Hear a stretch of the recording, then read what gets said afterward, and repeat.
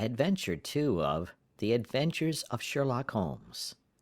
The Adventures of Sherlock Holmes by Sir Arthur Conan Doyle. Adventure 2, The Red-Headed League. I had called upon my friend, Mr. Sherlock Holmes, one day in the autumn of last year, and found him in deep conversation with a very stout, florid-faced, elderly gentleman with fiery red hair. With an apology for my intrusion, I was about to withdraw, when Holmes pulled me abruptly into the room and closed the door behind me. "You could not possibly have come at a better time, my dear Watson," he said cordially. "I was afraid that you were engaged." "So I am, very much so." "Then I can wait in the next room." "Not at all. This gentleman, Mr. Wilson, has been my partner and helper in many of my most successful cases, and I have no doubt that he will be of the utmost use to me and yours also."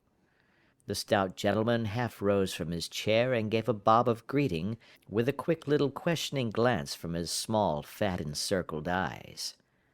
"Try the settee," said Holmes, relapsing into his armchair and putting his fingertips together, as was his custom when in judicial moods.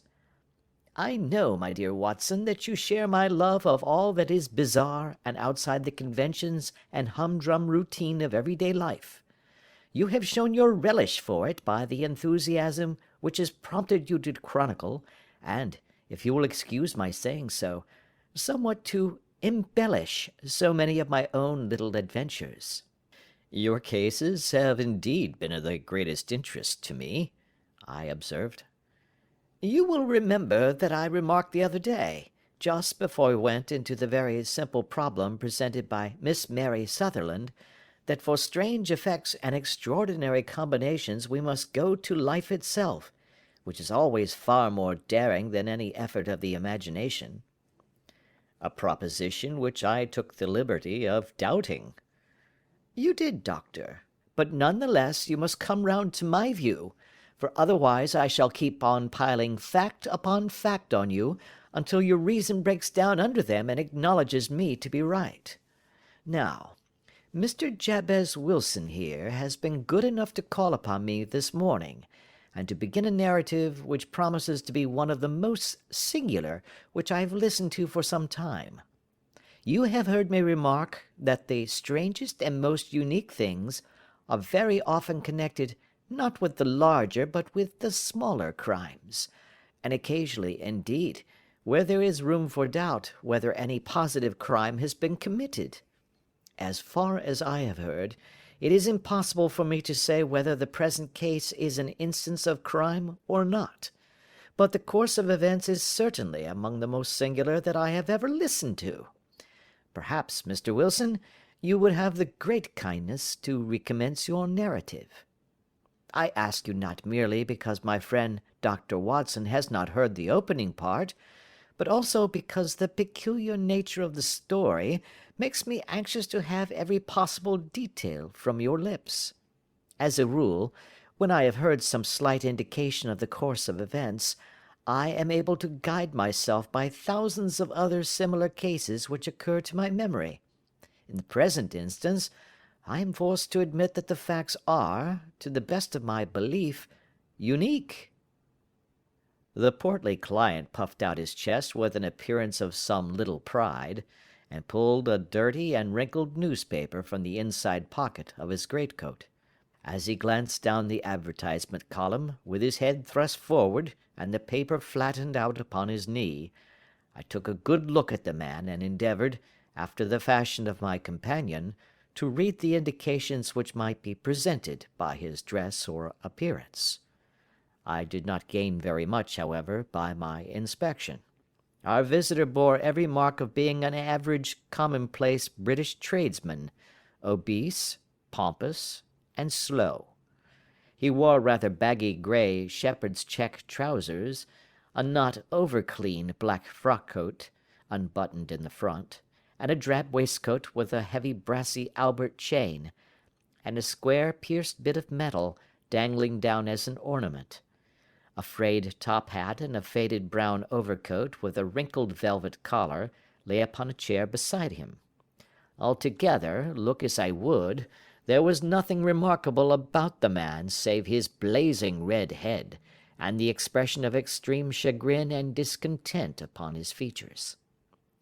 Sherlock Holmes's quick eye took in my occupation, and he shook his head with a smile as he noticed my questioning glances.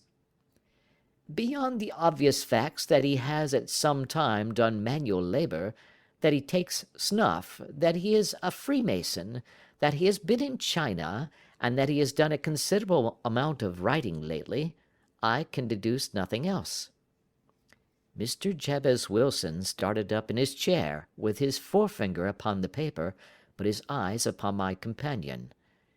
"How, in the name of good fortune, did you know all that, Mr. Holmes?" he asked. "How did you know, for example, that I did manual labor? It's as true as gospel, for I began as a ship's carpenter." "Your hands, my dear sir. Your right hand is quite a size larger than your left. You have worked with it, and the muscles are more developed." "Well, the snuff, then, and the Freemasonry?" "I won't insult your intelligence by telling you how I read that, especially as, rather against the strict rules of your order, you use an arc and compass breastpin." "Ah, of course, I forgot that. But the writing?"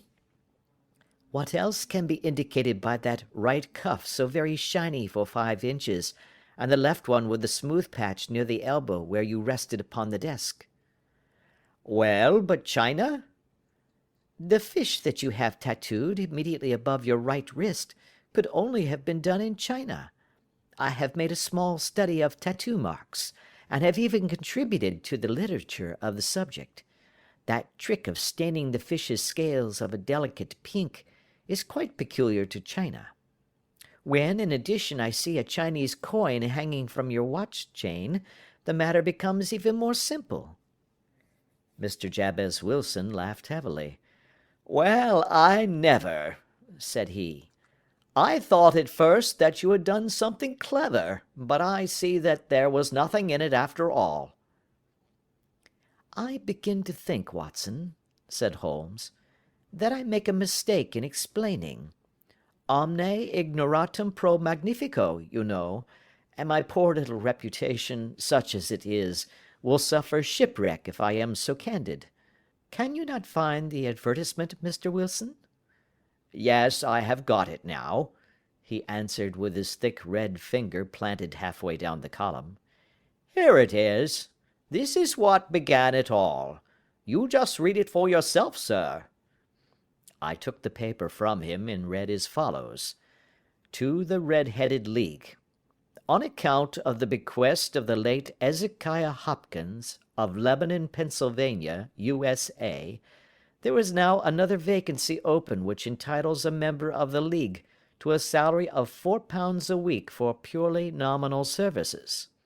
All red-headed men who are sound in body and mind, and above the age of 21 years, are eligible.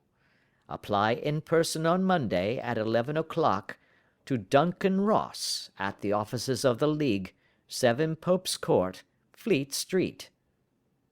"What on earth does this mean?"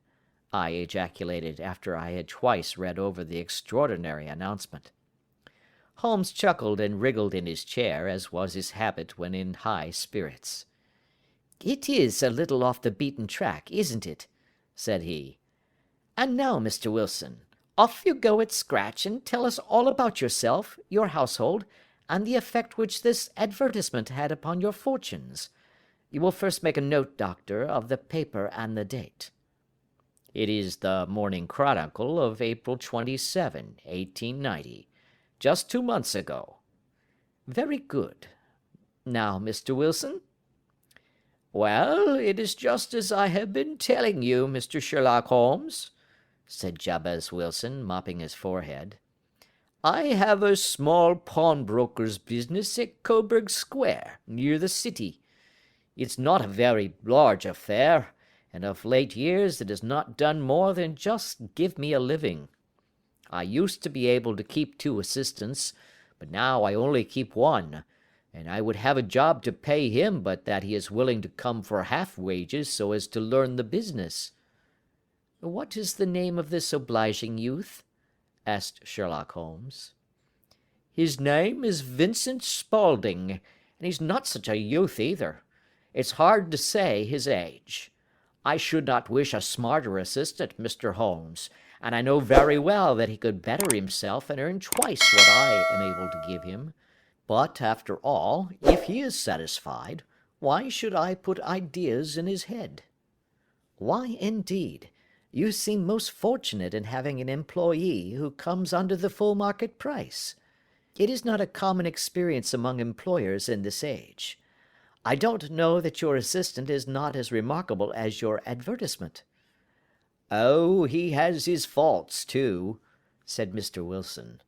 "Never was such a fellow for photography. Snapping away with a camera when he ought to be improving his mind, and then diving down into the cellar like a rabbit into its hole to develop his pictures. That is his main fault, but on the whole, he's a good worker. There's no vice in him." "He is still with you, I presume?" "Yes, sir.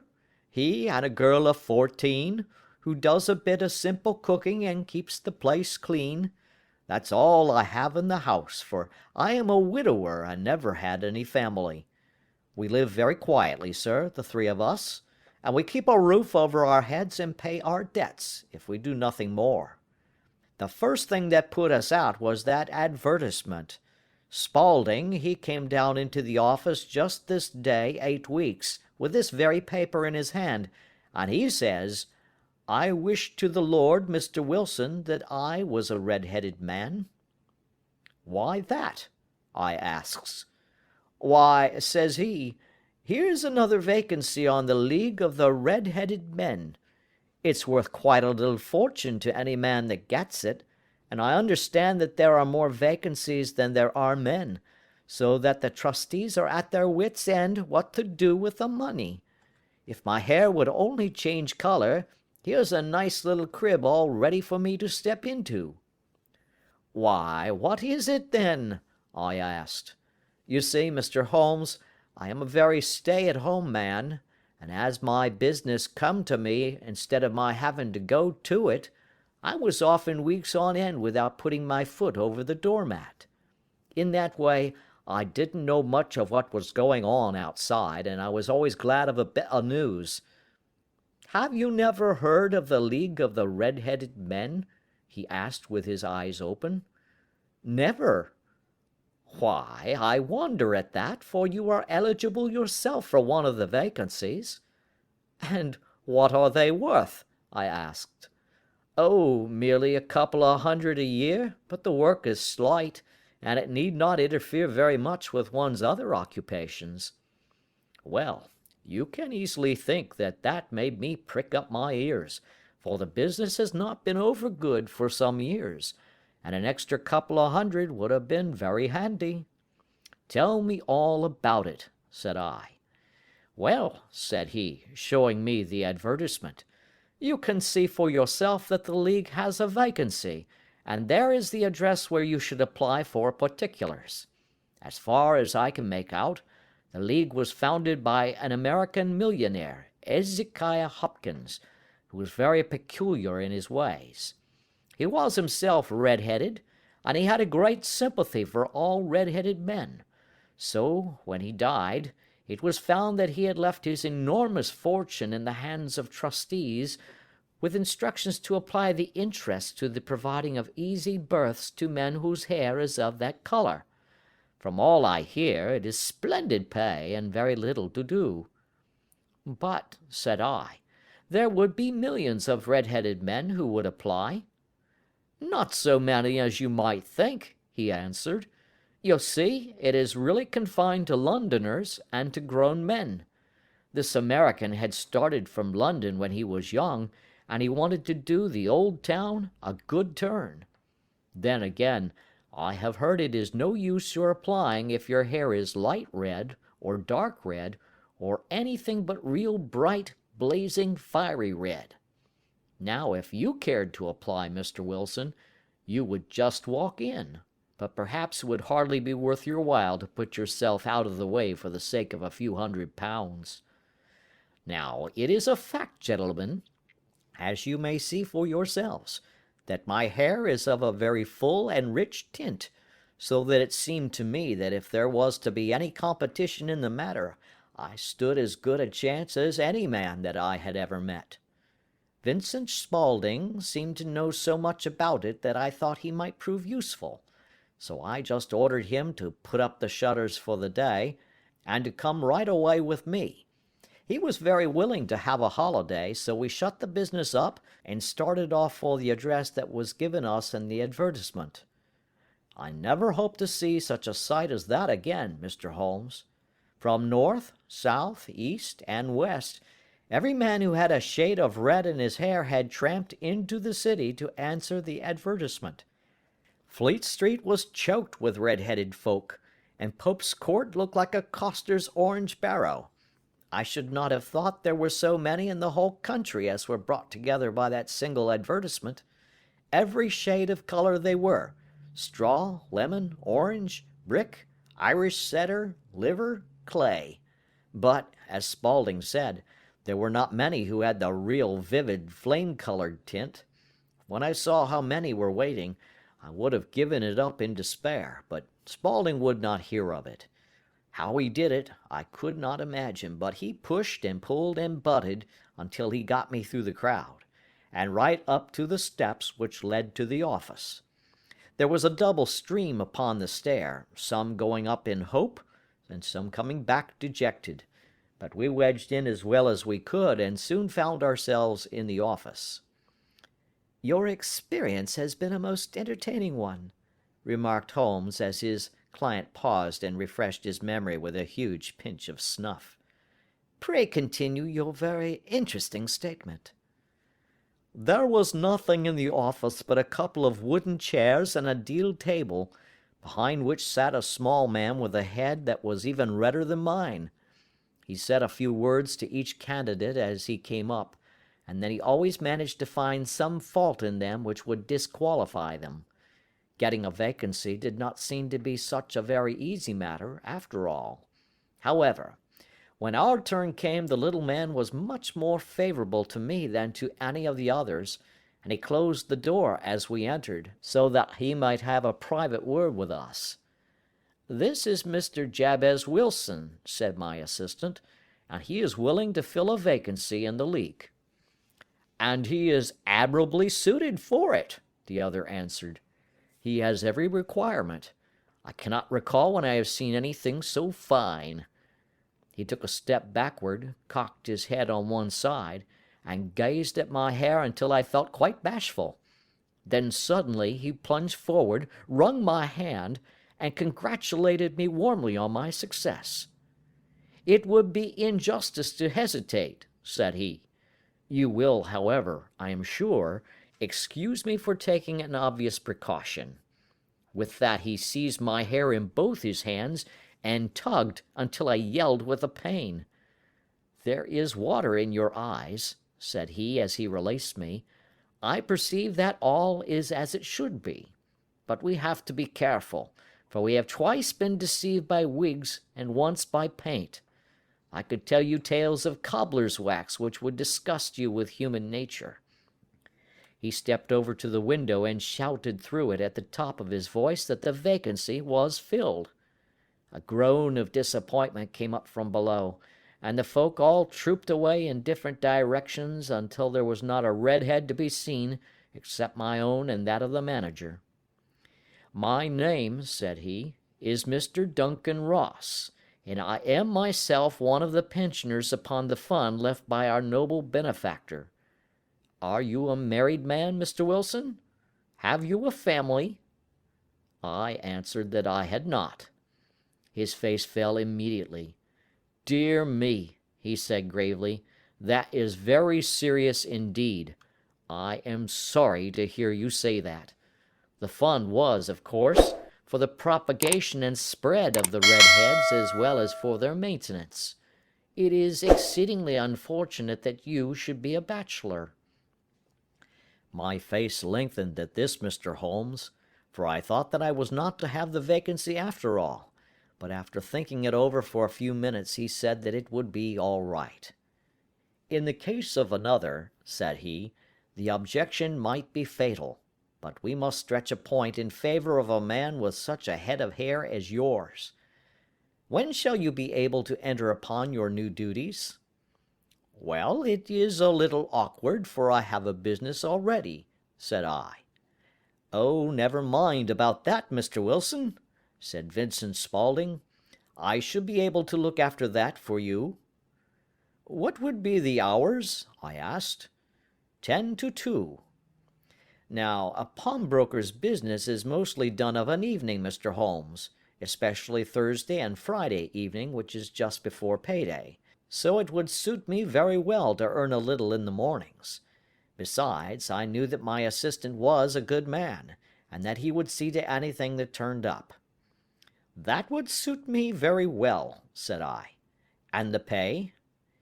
Is £4 a week. And the work? Is purely nominal. What do you call purely nominal? Well, you have to be in the office, or at least in the building, the whole time. If you leave, you forfeit your whole position forever. The will is very clear upon that point. You don't comply with the conditions if you budge from the office during that time. It's only 4 hours a day, and I should not think of leaving, said I. No excuse will avail, said Mr. Duncan Ross. Neither sickness, nor business, nor anything else. There you must stay, or you lose your billet. And the work? Is to copy out the Encyclopedia Britannica. There is the first volume of it in that press.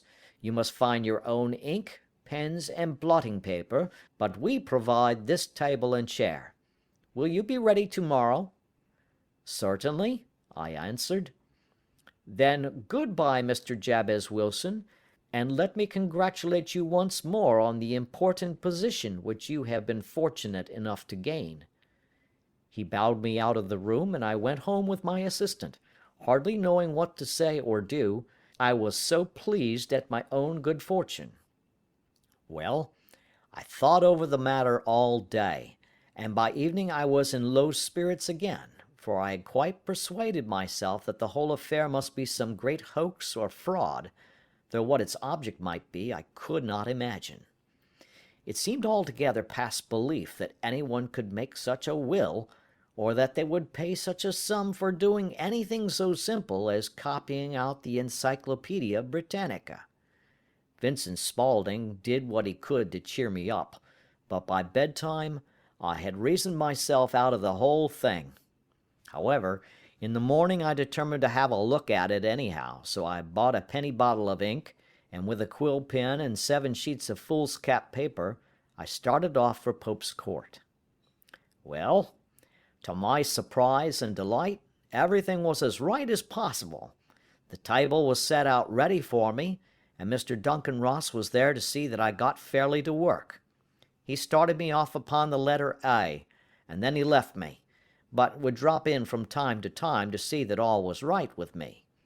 At 2 o'clock he bade me good day, complimented me upon the amount that I had written, and locked the door of the office after me. This went on for day after day, Mr. Holmes, and on Saturday the manager came in and planked down 4 golden sovereigns for my week's work. It was the same next week, and the same the week after. Every morning I was there at 10, and every afternoon I left at 2. By degrees Mr. Duncan Ross took to coming in only once of a morning, and then, after a time, he did not come in at all.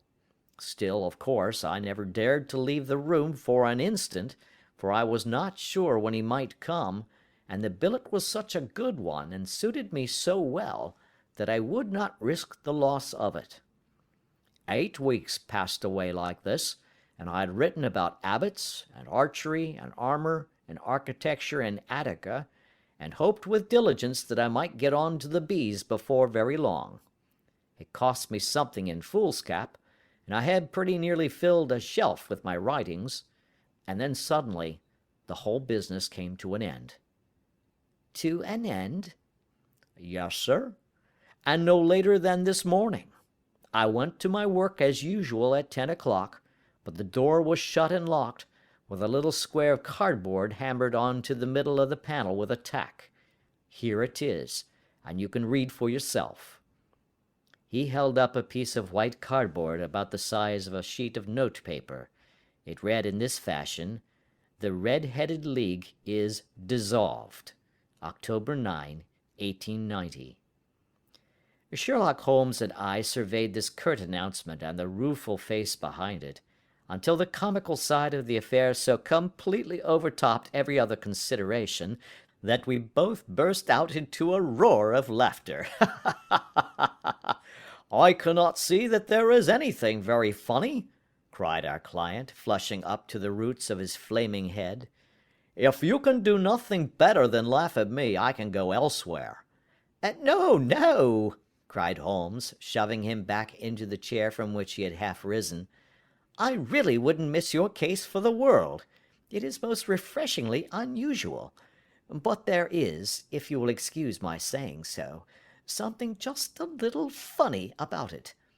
Pray, what steps did you take when you found the card upon the door?" "I was staggered, sir. I did not know what to do. Then I called at the offices round, but none of them seemed to know anything about it. Finally, I went to the landlord, who is an accountant living on the ground floor, and I asked him if he could tell me what had become of the Red-Headed League. He said that he had never heard of any such body. Then I asked him who Mr. Duncan Ross was. He answered that the name was new to him. 'Well,' said I, 'the gentleman at number 4. "'What, the red-headed man?' "'Yes.' "'Oh,' said he, 'his name was William Morris. He was a solicitor, and was using my room as a temporary convenience until his new premises were ready. He moved out yesterday.' "'Where could I find him?' "'Oh, at his new offices? He did tell me the address. Yes, 17 King Edward Street, near St. Paul's.' I started off, Mr. Holmes, but when I got to that address it was a manufactory of artificial knee-caps, and no one in it had ever heard of either Mr. William Morris or Mr. Duncan Ross."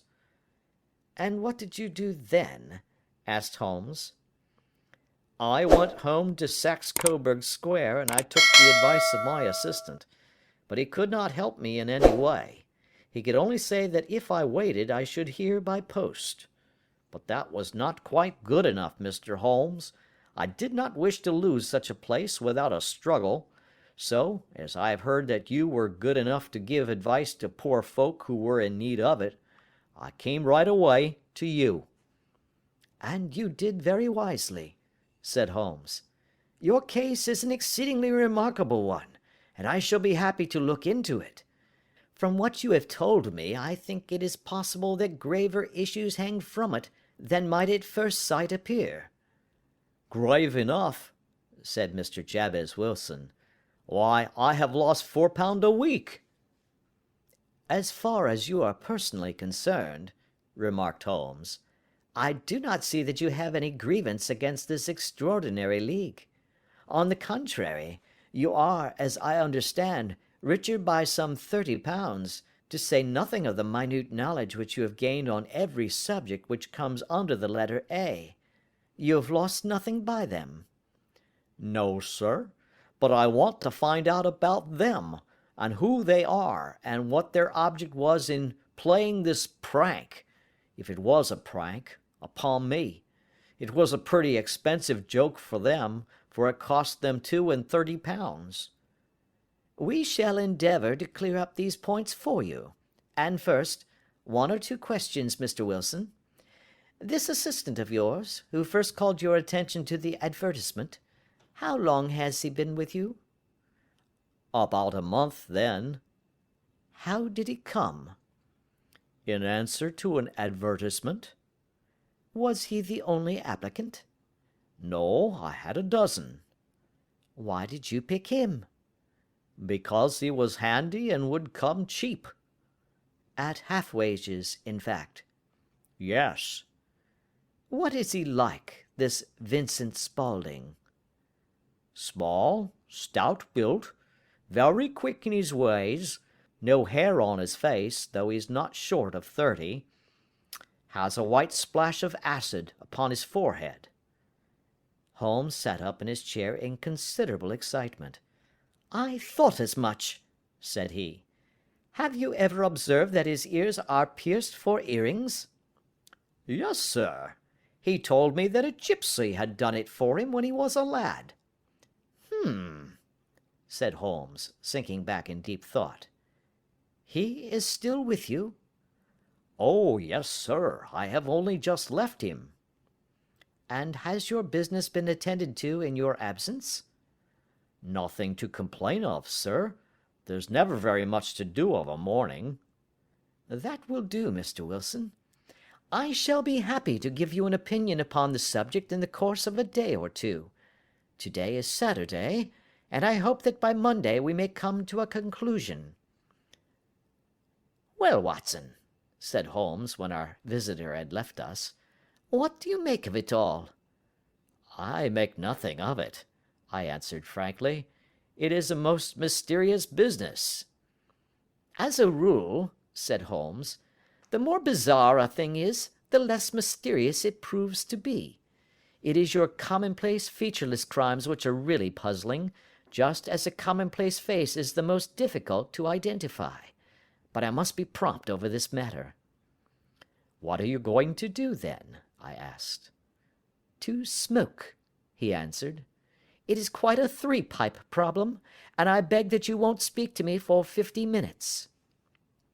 He curled himself up in his chair, with his thin knees drawn up to his hawk-like nose, and there he sat with his eyes closed and his black clay pipe thrusting out like the bill of some strange bird.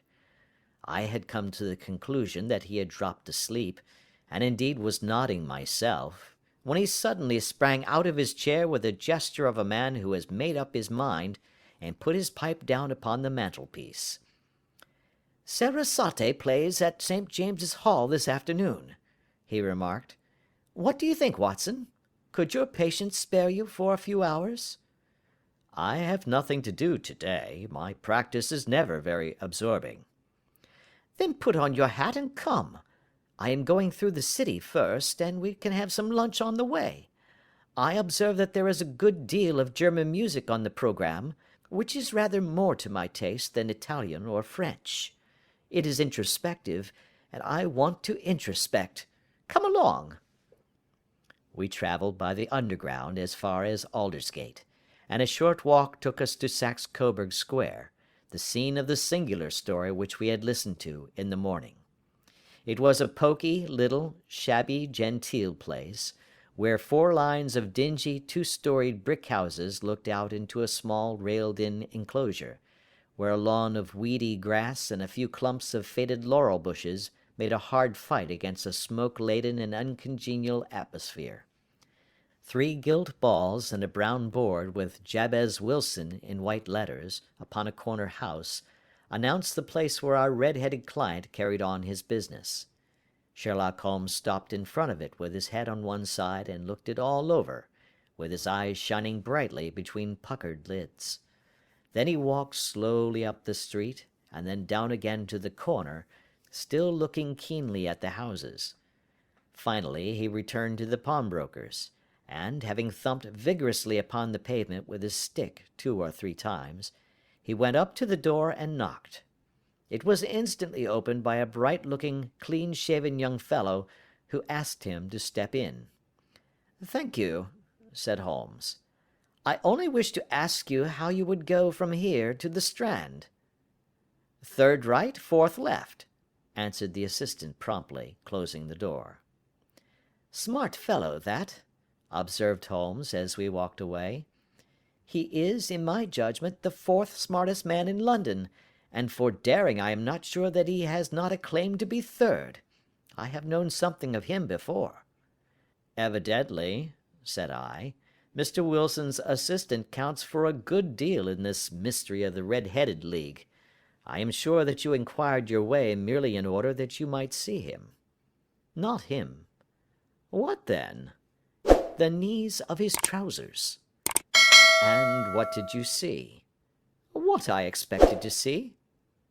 Why did you beat the pavement? My dear doctor, this is a time for observation, not for talk. We are spies in an enemy's country. We know something of Saxe-Coburg Square. Let us now explore the parts which lie behind it.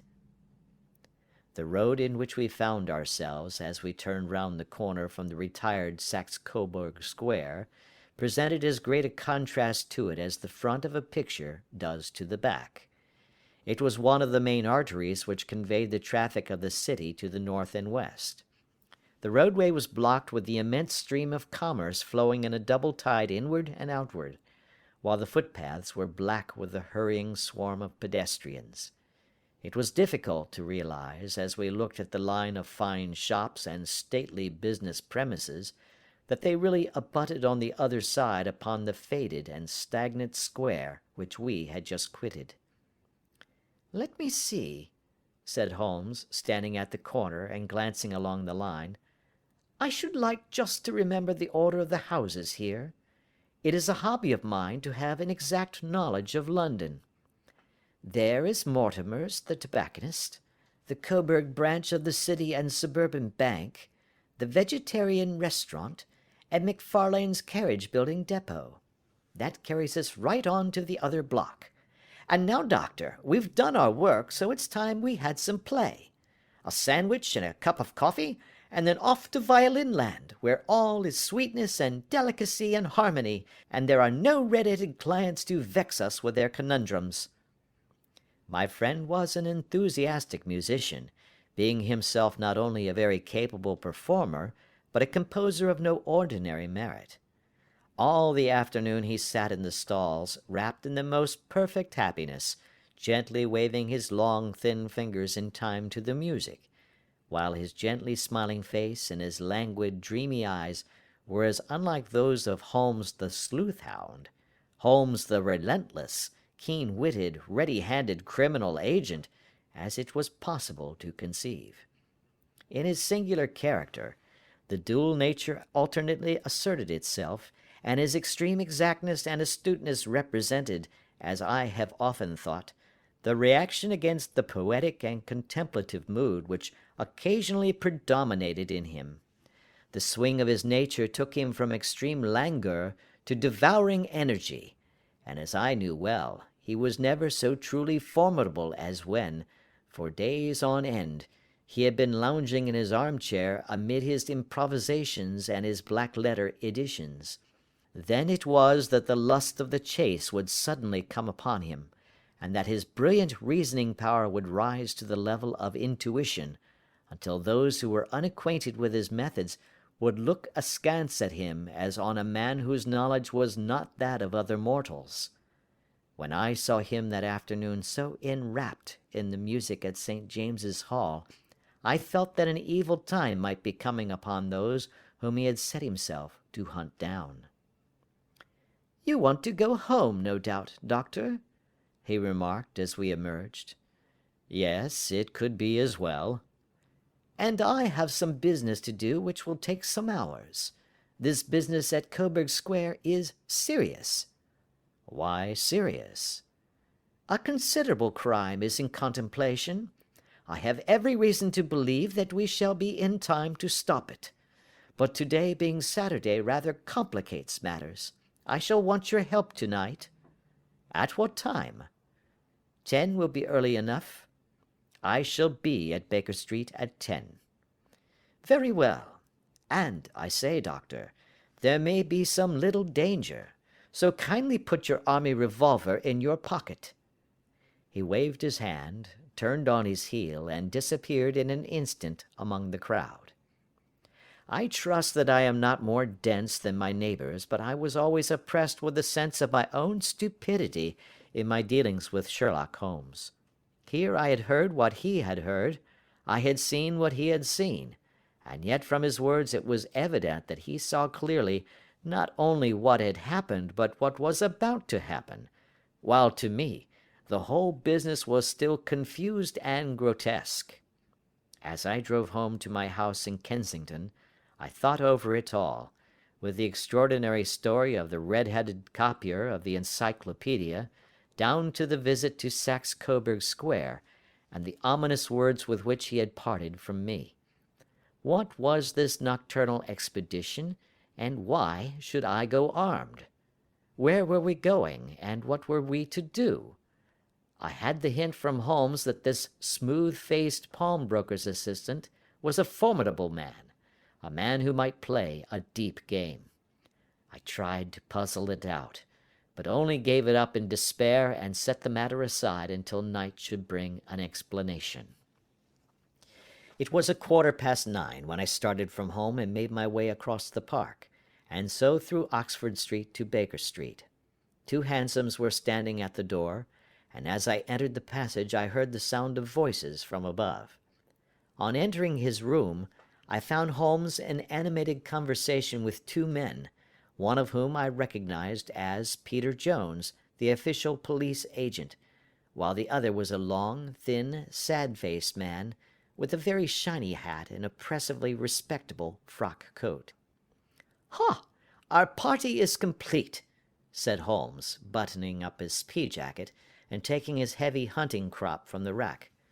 "Watson, I think you know Mr. Jones of Scotland Yard? Let me introduce you to Mr. Merryweather, who is to be our companion in tonight's adventure." "We're hunting in couples again, Doctor, you see," said Jones in his consequential way. "Our friend here is a wonderful man for starting a chase. All he wants is an old dog to help him do the running down." "I hope a wild goose may not prove to be the end of our chase," observed Mr. Merryweather gloomily. "You may place considerable confidence in Mr. Holmes, sir," said the police agent loftily.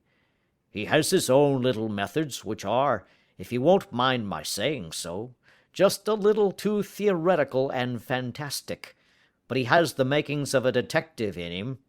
It is not too much to say that once or twice, as in that business of the Sholto murder and the Agra treasure, he has been more nearly correct than the official force."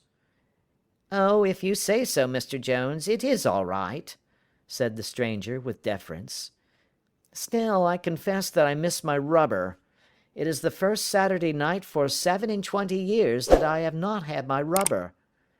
"I think you will find," said Sherlock Holmes, "that you will play for a higher stake tonight than you have ever done yet, and that the play will be more exciting. For you, Mr. Merryweather, the stake will be some £30,000, and for you, Jones, it will be the man upon whom you wish to lay your hands." "John Clay, the murderer, thief, smasher, and forger. He's a young man, Mr. Merryweather, but he is at the head of his profession, and I would rather have my bracelets on him than on any criminal in London. He's a remarkable man, is young John Clay. His grandfather was a royal duke, and he himself has been to Eton and Oxford. His brain is as cunning as his fingers, and though we meet signs of him at every turn, we never know where to find the man himself. He'll crack a crib in Scotland one week, and be raising money to build an orphanage in Cornwall the next. I've been on his track for years and have never set eyes on him yet." "I hope that I may have the pleasure of introducing you tonight. I've had 1 or 2 little turns also with Mr. John Clay, and I agree with you that he is at the head of his profession. It is past 10, however, and quite time that we started. If you two will take the first hansom, Watson and I will follow in the second." Sherlock Holmes was not very communicative during the long drive, and lay back in the cab humming the tunes which he had heard in the afternoon. We rattled through an endless labyrinth of gas-lit streets until we emerged into Farrington Street. "We are close there now," my friend remarked. "This fellow Merryweather is a bank director, and personally interested in the matter. I thought it as well to have Jones with us also. He is not a bad fellow, though an absolute imbecile in his profession. He has one positive virtue. He is as brave as a bulldog, and as tenacious as a lobster if he gets his claws upon anyone. Here we are, and they are waiting for us." We had reached the same crowded thoroughfare in which we had found ourselves in the morning. Our cabs were dismissed, and following the guidance of Mr. Merryweather, we passed down a narrow passage and through a side door, which he opened for us. Within there was a small corridor, which ended in a very massive iron gate. This also was opened, and led down a flight of winding stone steps, which terminated at another formidable gate. Mr. Merryweather stopped to light a lantern, and then conducted us down a dark, earth-smelling passage, and so, after opening a third door, into a huge vault or cellar, which was piled all round with crates and massive boxes. "You are not very vulnerable from above," Holmes remarked as he held up the lantern and gazed about him. "Nor from below," said Mr. Merryweather, striking his stick upon the flags which lined the floor. "Why, dear me, it sounds quite hollow," he remarked, looking up in surprise. "I must really ask you to be a little more quiet," said Holmes severely. "You have already imperiled the whole success of our expedition. Might I beg that you would have the goodness to sit down upon one of these boxes, and not to interfere?" The solemn Mr. Merryweather perched himself upon a crate, with a very injured expression upon his face, while Holmes fell upon his knees upon the floor, and, with the lantern and a magnifying lens, began to examine minutely the cracks between the stones. A few seconds sufficed to satisfy him, for he sprang to his feet again, and put his glass in his pocket. "We have at least an hour before us," he remarked, "for they can hardly take any steps until the good pawnbroker is safely in bed. Then they will not lose a minute, for the sooner they do their work, the longer time they will have for their escape. We are at present, Doctor, as no doubt you have divined, in the cellar of the City branch of one of the principal London banks. Mr. Merryweather is the chairman of directors, and he will explain to you that there are reasons why the more daring criminals of London should take a considerable interest in this cellar at present." "It is our French gold," whispered the director. "We have had several warnings that an attempt might be made upon it." "Your French gold?" "Yes. We had occasion some months ago to strengthen our resources, and borrowed for that purpose 30,000 Napoleons from the Bank of France. It has become known that we have never had occasion to unpack the money, and that it is still lying in our cellar. The crate upon which I sit contains 2,000 Napoleons packed between layers of lead foil. Our reserve of bullion is much larger at present than is usually kept in a single branch office, and the directors have had misgivings upon the subject." "Which were very well justified," observed Holmes. "And now it is time that we arranged our little plans. I expect that within an hour matters will come to a head. In the meantime, Mr. Merryweather, we must put the screen over that dark lantern." "And sit in the dark?" "I am afraid so. I had brought a pack of cards in my pocket, and I thought that, as we were a partie carrée, you might have your rubber after all. But I see that the enemy's preparations have gone so far that we cannot risk the presence of a light. And, first of all, we must choose our positions. These are daring men, and though we shall take them at a disadvantage, they may do us some harm unless we are careful. I shall stand behind this crate, and do you conceal yourselves behind those. Then, when I flash a light upon them, close in swiftly. If they fire, Watson, have no compunction about shooting them down." I placed my revolver, cocked, upon the top of the wooden case behind which I crouched.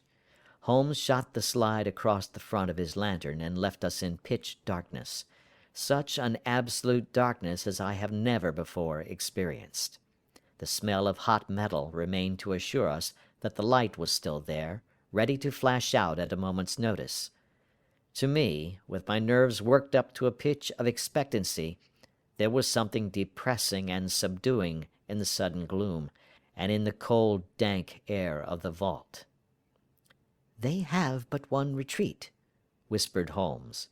"That is back through the house into Saxe Coburg Square. I hope that you have done what I asked you, Jones." "I have an inspector and 2 officers waiting at the front door." "Then we have stopped all the holes, and now we must be silent and wait." What a time it seemed! From comparing notes afterwards, it was but an hour and a quarter. Yet it appeared to me that the night must have almost gone, and the dawn be breaking above us. My limbs were weary and stiff, for I feared to change my position. Yet my nerves were worked up to the highest pitch of tension, and my hearing was so acute that I could not only hear the gentle breathing of my companions, but I could distinguish the deeper, heavier in-breath of the bulky Jones from the thin, sighing note of the bank director. From my position I could look over the case in the direction of the floor. Suddenly my eyes caught the glint of a light. At first it was but a lurid spark upon the stone pavement. Then it lengthened out until it became a yellow line, and then, without any warning or sound, a gash seemed to open, and a hand appeared, a white, almost womanly hand, which felt about in the centre of the little area of light. For a minute or more the hand, with its writhing fingers, protruded out of the floor. Then it was withdrawn as suddenly as it appeared, and all was dark again save the single lurid spark which marked a chink between the stones. Its disappearance, however, was but momentary. With a rending, tearing sound, one of the broad white stones turned over upon its side and left a square, gaping hole, through which streamed the light of a lantern. Over the edge there peeped a clean-cut, boyish face, which looked keenly about it, and then, with a hand on either side of the aperture, drew itself shoulder-high and waist-high, until one knee rested upon the edge. In another instant he stood at the side of the hole and was hauling after him a companion, lithe and small like himself, with a pale face, and a shock of very red hair. "It's all clear," he whispered. "Have you the chisel and the bags? Great Scott! Jump, Archie, jump, and I'll swing for it." Sherlock Holmes had sprung out and seized the intruder by the collar. The other dived down the hole, and I heard the sound of rending cloth as Jones clutched at his skirts. The light flashed upon the barrel of a revolver, but Holmes's hunting crop came down on the man's wrist, and the pistol clinked upon the stone floor. "It's no use, John Clay," said Holmes blandly. "You have no chance at all." "So I see," the other answered with the utmost coolness. "I fancy that my pal is all right, though I see you have got his coat-tails." "There are 3 men waiting for him at the door," said Holmes. "Oh, indeed. You seem to have done the thing very completely. I must compliment you." "And I you," Holmes answered. "Your red-headed idea was very new and effective." "You'll see your pal again presently," said Jones. "He's quicker at climbing down holes than I am. Just hold out while I fix the derbies." "I beg that you will not touch me with your filthy hands," remarked our prisoner as the handcuffs clattered upon his wrist. "You may not be aware that I have royal blood in my veins. Have the goodness also, when you address me, always to say sir and please." "All right," said Jones, with a stare and a snigger. "Well, would you please, sir, march upstairs where we can get a cab to carry your highness to the police station?" "That is better," said John Clay serenely. He made a sweeping bow to the 3 of us, and walked quietly off in the custody of the detective.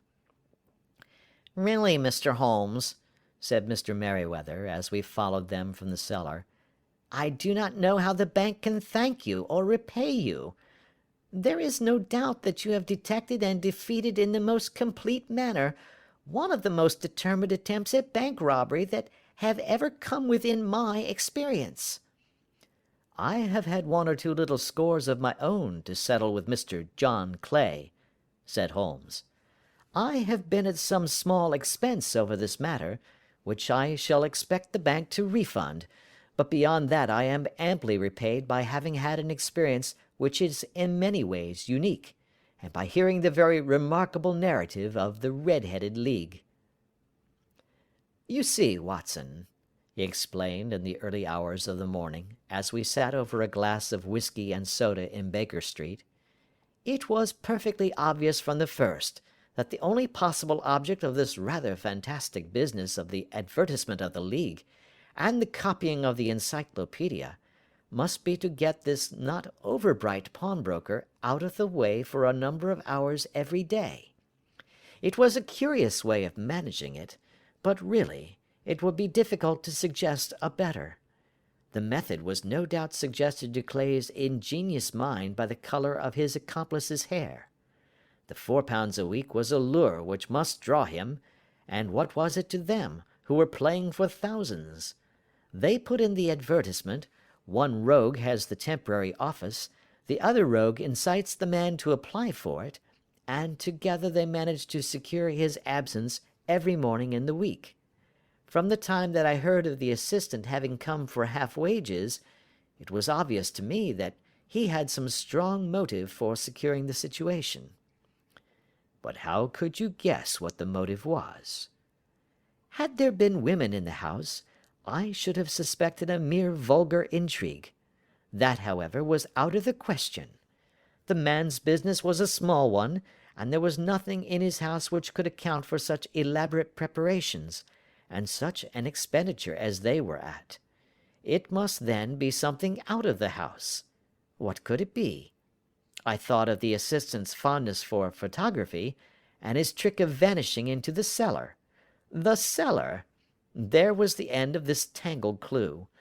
Then I made inquiries as to this mysterious assistant, and found that I had to deal with one of the coolest and most daring criminals in London. He was doing something in the cellar, something which took many hours a day for months on end. What could it be, once more? I could think of nothing save that he was running a tunnel to some other building. So far I had got when we went to visit the scene of action. I surprised you by beating upon the pavement with my stick. I was ascertaining whether the cellar stretched out in front or behind. It was not in front. Then I rang the bell, and as I hoped, the assistant answered it. We have had some skirmishes, but we had never set eyes upon each other before. I hardly looked at his face. His knees were what I wished to see.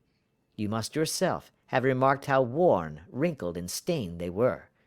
They spoke of those hours of burrowing. The only remaining point was what they were burrowing for. I walked round the corner, saw the City and Suburban Bank abutted on our friend's premises, and felt that I had solved my problem. When you drove home after the concert, I called upon Scotland Yard and upon the chairman of the bank directors, with the result that you have seen. And how could you tell that they would make their attempt tonight? I asked. Well, when they closed their League offices, that was a sign that they cared no longer about Mr. Jabez Wilson's presence. In other words, that they had completed their tunnel.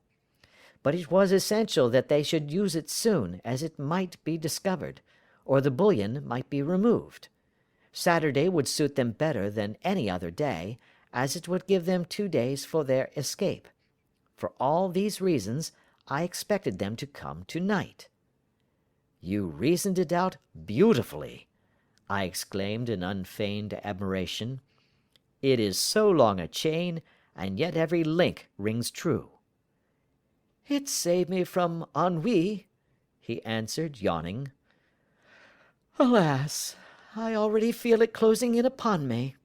My life is spent in one long effort to escape from the commonplaces of existence. These little problems help me to do so. And you are a benefactor of the race, said I. He shrugged his shoulders. Well, perhaps, after all, it is of some little use, he remarked. L'homme c'est rien, l'œuvre c'est tout, as Gustave Flaubert wrote to George Sand. End of Adventure 2.